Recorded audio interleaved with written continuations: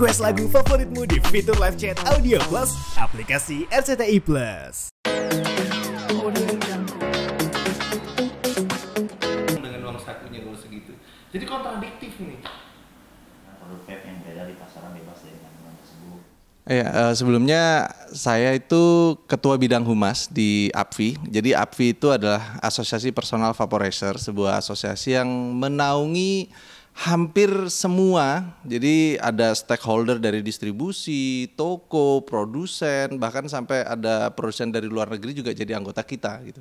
Sampai saat ini sejak berdiri tahun 2015, udah 10 tahun, kurang lebih anggota kita yang aktif itu 1.500-an. Jadi Gitu. Mas Melat ini adalah humas. Humas dari tahun 2024.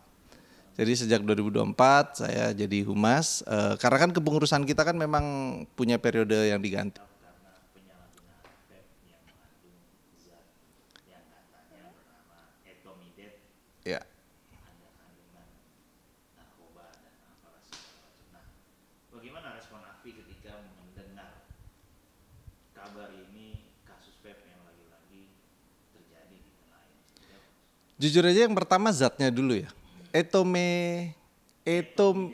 Etomidet. Zat ini tuh sebenarnya pada saat kasus ini mencuat, terus kita kemudian mencari tahu apa sih sebenarnya zat ini. Nah, itu kita benar-benar awam nih. Ini zat apa? Ternyata ini kan adalah zat yang dipakai untuk prosedur operasi, kemudian untuk penghilang rasa sakit dan segala macam. Yang which is ini benar-benar baru kayaknya. Ya kita sebagai asosiasi tentunya kita selalu pengen update informasi. Misalnya di luar negeri terjadi penyalahgunaan apa, kita coba cegah di sini. Jadi kita tahu, oh zat ini. Jadi kita bisa kasih edukasi, kita bisa misalnya nanti kemudian ada pihak-pihak terkait yang pengen ngobrol sama kita selalu open kan. Contohnya sebelumnya kita itu sudah pernah bikin namanya gerakan pencegahan penyalahgunaan vape atau rokok elektrik gitu ya. Kita kolaborasi sama BNN, kita kolaborasi sama Dirjen Cukai, itu kita udah pernah bikin sebetulnya. Jadi yang pertama kita dari asosiasi tentu ngecam banget lah. Ini itu sangat mencoreng apa yang selama ini kita gembor-gemborkan bahwa vape adalah produk solusi gitu. Itu yang pertama, vape adalah produk solusi, bukan sesuatu yang sifatnya untuk disalahgunakan.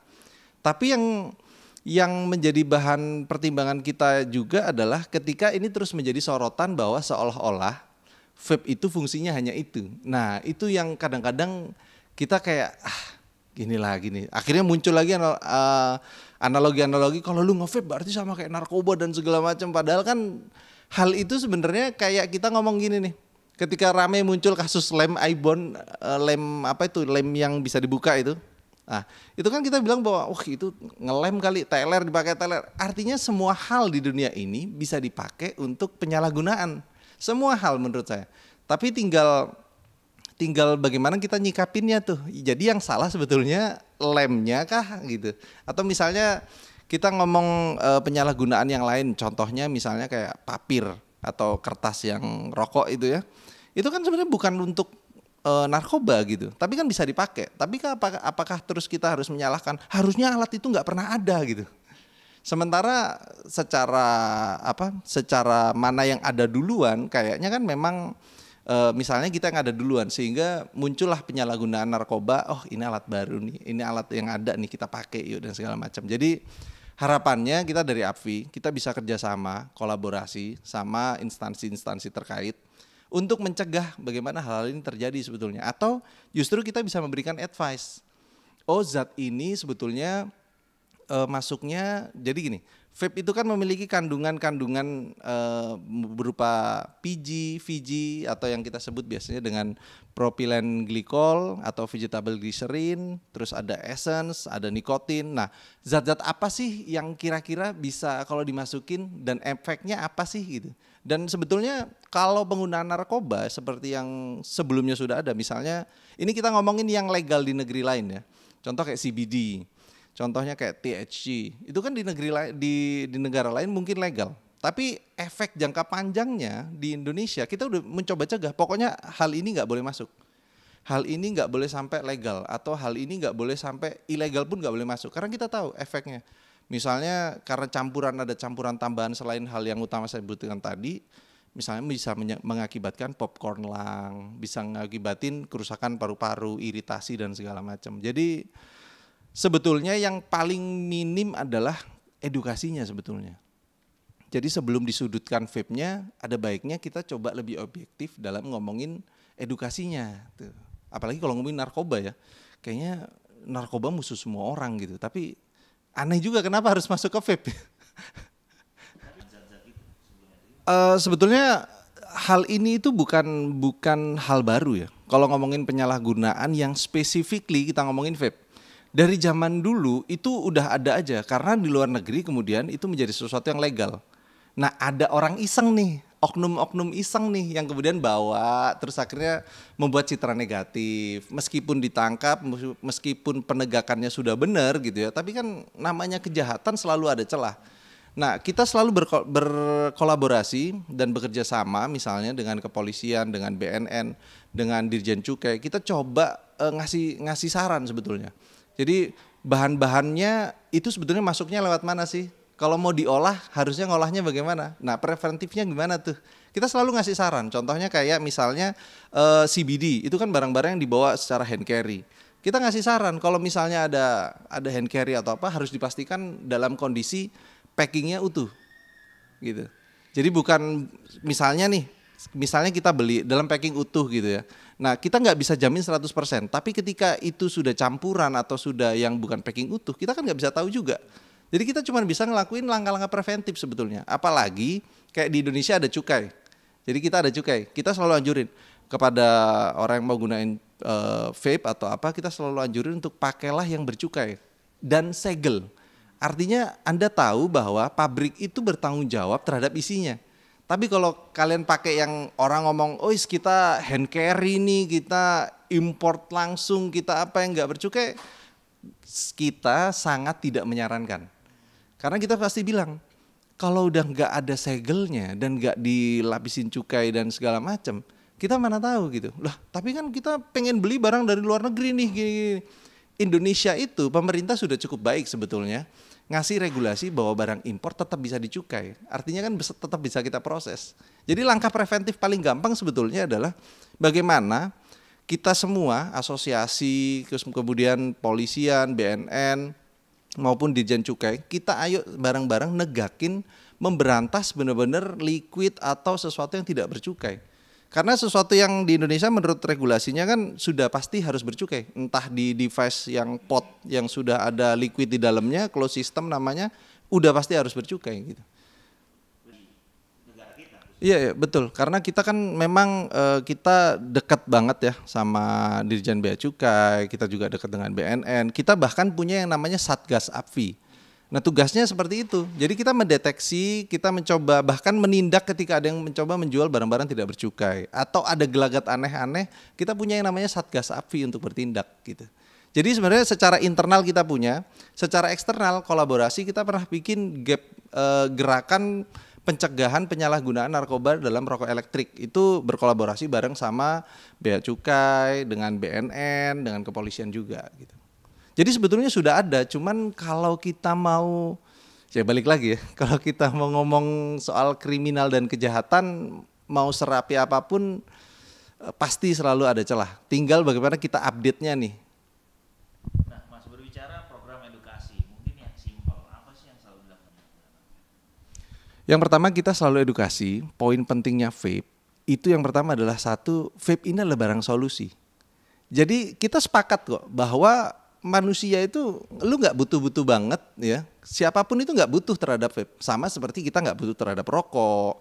Tapi ketika kemudian kita hadir sebagai solusi bagi para perokok, maka gunakanlah dengan bijak. Kita selalu ngomongin itu. Yang pertama itu. Yang kedua, ketika toh Anda harus akhirnya menggunakan vape sebagai salah satu cara Anda untuk switching dari rokok konvensional, Anda harus pastiin membeli sesuatu yang sifatnya fully segel, dari brand yang udah pasti jelas, terus ada cukainya gitu. Jadi edukasi-edukasi dasar yang selalu kita lakukan. Dan kita selalu ngasih tahu contoh soal harga. Kisaran harga vape itu sebenarnya bisa ketaker gitu. Semua orang tahu harganya sekian. Jadi kalau di kasus yang populer ini, di kasus yang viral ini, itu kan harganya 3 juta sampai 4 juta. Kata saya kayak udah pasti nggak bener gitu. Udah pasti nggak bener. Dan ini satu hal lagi. Ada pola pikir baru bahwa kemudian vape ini bisa menjebak orang untuk masuk ke narkoba. Itu yang kita dari asosiasi sebetulnya pengen banget speak up ngomong gini. Enggak, vape itu bukan menjebak ke narkoba. Kamu yang memang sudah punya niatan untuk pakai narkoba melalui vape. Karena kan logika berpikirnya vape harganya 150, liquid ya, cairan vape harganya 150, paling mahal yang import katakanlah 200, 250 gitu. Kalau ada yang jual 2 juta dalam kemasan lebih kecil, aneh gak sih gitu? Berarti kan dasarnya kamu yang nyari gitu. Dan menurut saya di Indonesia sebetulnya liquid vape yang mengandung narkoba itu tidak dipasarkan secara terang-terangan dan secara masif. Jadi itu secara koneksi. Artinya orang yang nggak pengen pakai narkoba meskipun dia nge-vape nggak bakalan dapat liquid itu. Itu logika berpikir dasar yang selalu kita pengen ngomongin sebelum nanti ada muncul nih statement si ini bilang vape itu jembatannya narkoba bla bla bla bla. Itu kan sama seperti kita ngomong motor itu adalah jembatannya rampok. Kalau lu punya motor lu bisa ngerampok. Bukan berarti karena lu punya motor kemudian lu bisa ngerampok kan. Sama ketika bukan berarti lu nge-vape sama seperti lu punya narkoba kan. Gitu. Jadi pola pikirnya yang mesti kita benerin sama-sama tuh. Nah, Mas tambah sedikit terkait dengan liquid. Mungkin jenis narkobanya apa aja sih Mas yang Advi sudah tahu nih yang bisa dijadikan liquid itu Mas? Yang Advi sudah tahu karena kemudian itu menjadi berita yang pertama di luar negeri kemudian legal. Terus pernah kejadian juga dan akhirnya sudah ditangkap oleh kepolisian dan BNN ya. Yang pertama THC ya masih satu turunan dengan CBD. Terus kemudian ada lagi yang namanya kenceng lagi. Iya, Mas terkait dengan liquid narkoba Ya. yang tadi mungkin sudah dijelaskan. Nah, banyak juga masyarakat kita yang tidak mengetahui secara detail khususnya jenis narkoba apa aja sih yang bisa dimasukkan ke dalam liquid yang mungkin Afi sendiri sudah mengetahui. Oke. Yang pertama yang Afi ketahui atau yang sudah terjadi. Ini dua hal. Jadi kalau memang belum terjadi, kita mencoba untuk tidak membuat orang terangsang untuk kemudian terjadi. Gitu. Yang pertama di luar negeri sekali lagi harus diingat bahwa aturan itu kan di luar negeri ada yang legal ada yang tidak. Contoh yang paling dekat adalah tentang ganja. Penggunaan penggunaan ganja di dalam liquid itu contohnya misalnya CBD ya, cannabidiol atau ada lagi generasi selanjutnya yang namanya THC atau THC gitu. Atau kalau orang-orang bahasa tulisannya sih THC ya, tetrahydrocannabidiol. Jadi itu punya dua efek yang berbeda. Satu punya efek euforia, satu punya efek agak lemes gitu, agak slow. Tapi sebetulnya balik lagi bahwa kita masih memegang teguh, apalagi euforia, nah dikat di situ terus gue lanjutin. Atau bahkan yang baru-baru ini kejadian kayak di Bali yang kemudian ada masuk ke sabu-sabu, kemudian di Jawa Barat juga sempat ada kejadian. Nah menurut saya pribadi, apapun jenis efeknya, teman-teman harus tahu satu hal yang penting, bahwa kalau memang kita nggak pengen nyari itu, tanda-tandanya gampang banget kok sebetulnya bedain. Dari rasa udah pasti harusnya beda.